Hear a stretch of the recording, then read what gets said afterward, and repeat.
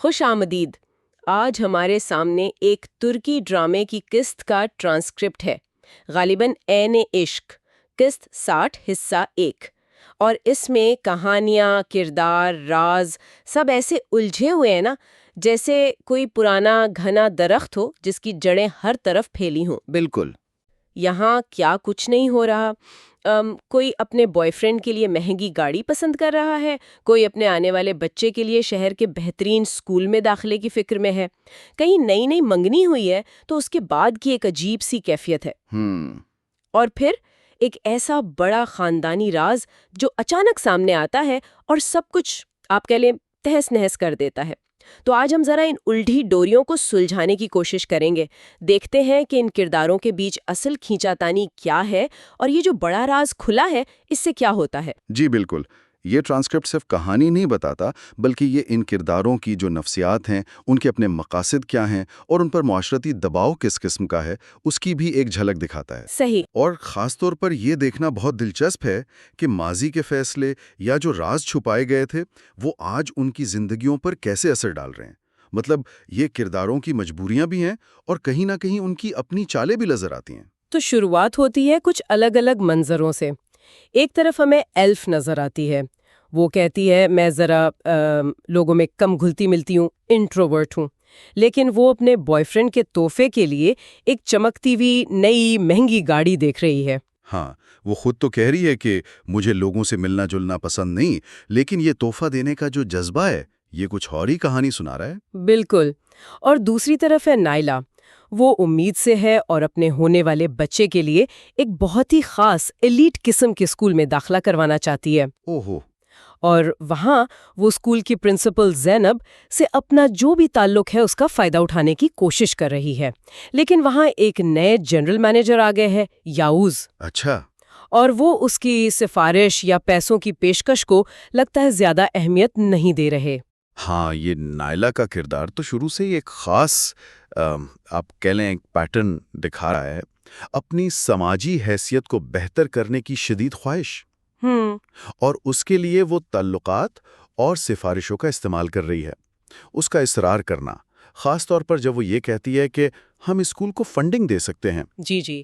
یہ اسکول کے اصولوں سے بالکل ہی ٹکرا رہا ہے، جو کہتے ہیں کہ داخلہ صرف میرٹ پر ہوگا۔ تو یہ اس کے کردار کی ترجیحات کو بالکل واضح کر دیتا ہے۔ مقصد حاصل کرنا ہے، طریقہ چاہے جو بھی ہو۔ ہاں، لگتا تو یہی ہے کہ نائلا کو بس یہ داخلہ چاہیے، ہر قیمت پر۔ اچھا، اسی دوران ایک اور جگہ روحان نامی کردار ہے، وہ اپنی منگیتر نور کے لیے پریشان ہے۔ پچھلی رات ان کی منگنی کی پارٹی تھی اور نور وہاں کچھ بے چین سی محسوس کر رہی تھی۔ اچھا۔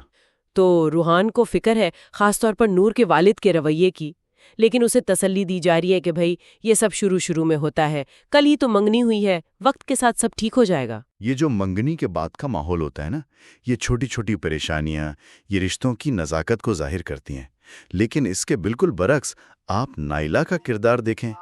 ہاں، وہ اس نزاکت کا بھی شاید فائدہ اٹھاتی نظر آتی ہے۔ بالکل۔ فوراً ہی نائلا ایک افواہ پھیلا دیتی ہے کہ اسکول والی زینب کو تو نوکری سے نکال دیا گیا ہے۔ اوہ، یہ تو بہت جلدی تھی۔ ہاں، یہ بات جب زینب کی بیٹی دعا سنتی ہے تو وہ فوراً اپنی ماں کو فون کرتی ہے۔ زینب اس بات کی سختی سے تردید کرتی ہے، کہتی ہے نائلا کا وہاں کیا کام تھا بھلا، صرف ایک نیا جی ایم آیا ہے، مجھے کسی نے نہیں نکالا۔ یہاں دیکھیں کہ کیسے غلط فہمیاں اور افواہیں جنہیں نائلا شاید جان بوجھ کر پھیلا رہی ہے، کرداروں کے بیچ تناؤ بڑھا رہی ہیں۔ نائلا معلومات کو توڑ مڑوڑ کر پیش کر رہی ہے۔ یہ اس کے کردار کی ایک اور پرت کو ظاہر کرتا ہے۔ کیا وہ صرف گپ شپ کر رہی ہے یا اس کے پیچھے کوئی خاص مقصد ہے، یہ دیکھنا ہوگا۔ اب آتے ہیں خاندان کے اندر کی الجھنوں پر۔ دعا اپنے والد ریحان کو رات کے کھانے پر بلا رہی ہے، لیکن اس کی ماں زینب کو اس پر کچھ تحفظات ہیں۔ وہ پوچھتی ہے اچانک کیوں بلا رہی ہو؟ اچھا۔ دعا کہتی ہے آپ لوگ بس چھوٹی چھوٹی باتیں دل پہ لے لیتے ہیں۔ یہاں ماں بیٹی کے بیچ ایک ہلکی سی کشمکش بھی نظر آتی ہے۔ دوسری طرف عمر اپنے بھائی سے، جو غالباً زینب کا ہونے والا شوہر ہے، ریحان کے بارے میں اپنے شکوک کا اظہار کر رہا ہے۔ اچھا، عمر جو زینب کا سابقہ شوہر ہے۔ جی، عمر کہہ رہا ہے کہ ریحان مجھے ٹھیک آدمی نہیں لگتا، اور اس نے ریحان کے ساتھ بزنس کرنے کا ارادہ بھی ترک کر دیا ہے۔ اوہ، عمر کی اصل پریشانی شاید یہ ہے کہ ریحان اس کی سابقہ بیوی زینب اور بچوں دعا اور جمال کی زندگی میں واپس آ گیا ہے۔ وہ کہتا بھی ہے، جب سے زینب اور بچے واپس آئے ہیں یہ ہماری زندگی میں داخل ہو گیا ہے۔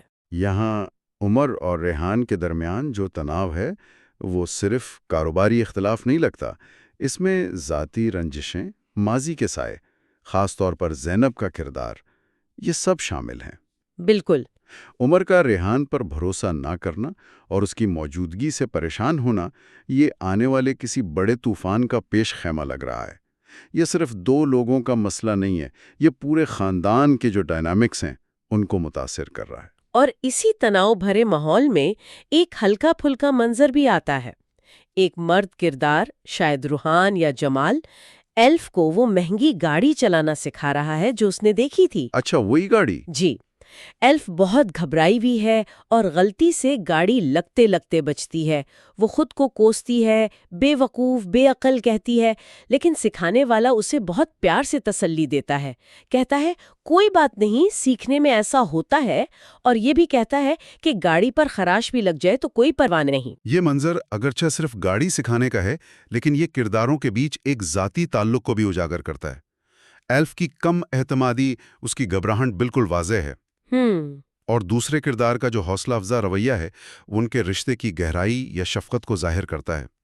ایک طرف خاندان میں اتنی کشیدگی ہے اور دوسری طرف یہ ایک چھوٹا سا پرسکون لمحہ ہے، شاید آنے والے طوفان سے پہلے کی خاموشی۔ اور پھر کہانی اس رات کے کھانے کی طرف بڑھتی ہے جس کا سب کو انتظار تھا، یا شاید ڈر تھا۔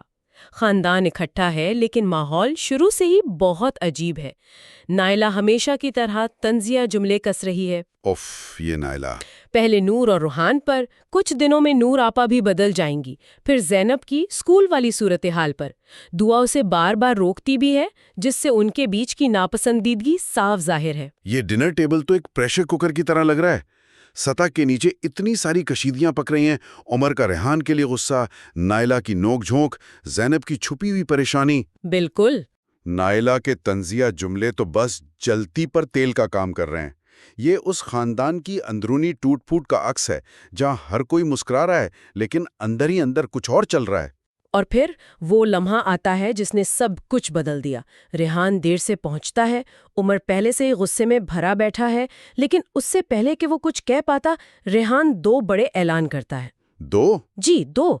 پہلا، وہ اور لیلا شادی کر رہے ہیں۔ یہ سن کر ہی سب حیران رہ جاتے ہیں، لیکن دوسرا اعلان تو جیسے بم گرا دیتا ہے۔ نو کیا؟ ریحان سیدھا میتھے کو مخاطب کرتا ہے، وہ لڑکا جسے سب عمر اور لیلا کا بیٹا سمجھتے ہیں، اور اسے کہتا ہے عمر تمہارا باپ نہیں، تمہارا چچا ہے۔ کیا؟ سب کے سامنے؟ ہاں، سب کے سامنے۔ وہ بتاتا ہے کہ میتھے کا اصل باپ عمر کا مرحوم جڑوا بھائی قیصر تھا، اور ریحان یہ الزام بھی لگاتا ہے کہ عمر نے اسے یہ راز چھپانے کے لیے دھمکیاں دی تھیں۔ او خدایا! سب شدید صدمے کی حالت میں ہیں۔ یہ اس قسط کا، بلکہ شاید پورے ڈرامے کا ایک اہم موڑ ہے۔ ریحان کا اس طرح اس موقع پر یہ دونوں راز فاش کرنا، اپنی شادی کا اعلان اور میتھے کی حقیقی والدیت، یہ ایک سوچی سمجھی چال لگتی ہے۔ آپ کو لگتا ہے یہ پلان تھا؟ بالکل۔ ٹائمنگ دیکھیں، جگہ دیکھیں، بھرا ہوا ڈنر ٹیبل، سب کے سامنے۔ اس کے پیچھے کیا مقصد ہو سکتا ہے؟ کیا یہ صرف سچ بتانا ہے، یا عمر سے انتقام لینا ہے، یا لیلی سے شادی کے فیصلے کو مضبوط کرنا ہے؟ یہ ابھی واضح نہیں ہے۔ لیکن عمر کا شدید رد عمل، جو سیدھا جسمانی تشدد پر اتر آیا، یہ بتاتا ہے کہ یہ راز کتنا گہرا ہے اور عمر کے لیے کتنا حساس ہے۔ اس نے راز کو قید رکھا تھا، ریحان نے اسے آزاد کر دیا، اور اب اس کی تباہی ہر طرف پھیل رہی ہے۔ اور اس تباہی کا پہلا شکار بنتا ہے میتھے، وہ لڑکا جس کی پوری زندگی ایک جھوٹ پر مبنی تھی۔ یہ سچ سن کر اتنے شدید صدمے میں چلا جاتا ہے کہ وہ گھر سے بھاگ جاتا ہے۔ بیچارہ بچہ۔ پورا خاندان، جو ابھی ریحان کے اعلان کے جھٹکے سے باہر نہیں نکلا تھا، اب اس کی تلاش میں نکل پڑتا ہے۔ عمر میرا بیٹا کہہ کر چیخ رہا ہے۔ میتھے کا رد عمل بالکل قدرتی ہے۔ اس کے لیے یہ صرف ایک خبر نہیں، یہ اس کی پوری شناخت، اس کے وجود کی بنیاد پر حملہ ہے۔ جس شخص کو وہ باپ سمجھتا تھا، وہ چچا نکلا۔ جس ماں کو وہ اپنی سمجھتا تھا اس کے پیچھے بھی ایک کہانی ہے۔ جی خاندان کی پریشانی بھی حقیقی ہے، لیکن اس بحران کے بیچ میں بھی پرانی ٹینشنز ختم نہیں ہوتی۔ جیسے نائلہ فوراً کہتی ہے، سچ سن کر بچہ خود کو نقصان پہنچا سکتا ہے، جس پر اسے ڈانٹ بھی پڑتی ہے۔ یہ دکھاتا ہے کہ اس خاندان میں زخم کتنے گہرے ہیں۔ جب باہر مرد حضرات میتھے کو ڈھونڈ رہے ہیں، گھر کے اندر خواتین اس صورتحال پر بات کری ہیں۔ زینب، دعا، نائلہ، ایلف، نور۔ نائلہ یہاں بھی ڈرامہ کم نہیں کرتی، پوچھتی ہے کیا عمر اور کیسر نے بیویاں بدلی تھیں؟ تب زینب ایک اور بڑا راز کھولتی ہے، وہ یہ سب پہلے سے جانتی تھی۔ کیا زینب بھی؟ جی، زینب بتاتی ہے کہ لیلی کا اصل شوہر کیسر تھا۔ جب کیسر کا انتقال ہوا تو لیلی کے والد نے زبردستی اس کی شادی عمر سے کروا دی، جبکہ عمر اس شادی کے لیے تیار نہیں تھا۔ اچھا۔ شادی کے فوراً بعد پتہ چلا کہ لیلی کیسر سے حاملہ ہے، اور عمر نے اس بچے میتھے کو اپنا نام دے کر اپنے بیٹے کی طرح پالا پوسا۔ اوہو، تو یہ ہے اصل کہانی۔ دعا اور جمال یہ سن کر بالکل دنگ رہ جاتے ہیں کہ ان کی اپنی ماں اتنا بڑا راز اتنے عرصے سے اپنے سینے میں چھپائے ہوئے تھی اور انہیں کبھی بھنک تک نہیں لگی۔ یقیناً ان کا اعتماد تو ٹوٹ گیا ہوگا۔ بالکل۔ اور جب نائلہ پھر الزام لگاتی ہے کہ ریحان نے ضرور عمر کو دھمکی دی ہوگی، تو دعا فوراً اپنے باپ کا دفاع کرتی ہے۔ میرے بابا کسی کو دھمکی نہیں دے سکتے، ضرور کوئی غلط فہمی ہوئی ہے۔ زینب کا یہ راز جاننا اور اتنے سالوں تک اسے چھپانا، یہ کہانی میں ایک اور بہت اہم پہلو شامل کر دیتا ہے۔ اس سے پتہ چلتا ہے کہ یہ راز صرف عمر اور لیلہ کا نہیں تھا، بلکہ خاندان کے مرکز میں تھا، اور زینب بھی اس کی رازدار تھی۔ یہ عمر اور زینب کے اپنے رشتے پر بھی سوال اٹھاتا ہے۔ کیا اس راز نے ان کے درمیان بھی کوئی کردار ادا کیا تھا؟ دعا اور جمال کا صدمہ خاص طور پر اپنی ماں کے خلاف بہت واضح ہے۔ ان کا بھروسہ ٹوٹ گیا ہے۔ جی۔ اور دعا کا اپنے والد ریحان کا دفاع کرنا اس مشکل وقت میں بھی باپ بیٹی کے مضبوط رشتے کو ظاہر کرتا ہے۔ لیکن یہ بھی سوال اٹھاتا ہے کہ کیا دعا سچائی سے ناواقف ہے یا جان بوجھ کر انجان بن رہی ہے؟ ٹھیکا راز اس لیے سب کے سامنے کھولا کیونکہ عمر نے ڈنر ٹیبل پر اسے دھمکی دی تھی اور پھر حملہ کرنے کی کوشش کی۔ اچھا، تو وہ یہ کہانی سنا رہا ہے۔ ہاں، ریحان الزام لگاتا ہے کہ عمر ان کی خوشی برداشت نہیں کر سکتا اور ان کی شادی روکنے کے لیے میتھے کو استعمال کر رہا ہے۔ وہ یہ بھی کہتا ہے کہ عمر نے اسے کئی دن سے لیلی سے ملنے سے روکا ہوا تھا، دھمکیاں دے رہا تھا۔ لیلی حیران ہے اور شاید کچھ غصے میں بھی کہ ریحان نے وہ راز جو اس نے صرف ریحان کو بتایا تھا سب کے سامنے کیوں کھول دیا۔ ریحان اسے کہتا ہے تم مجھ پر بھروسہ نہیں کرتی ہو کیا؟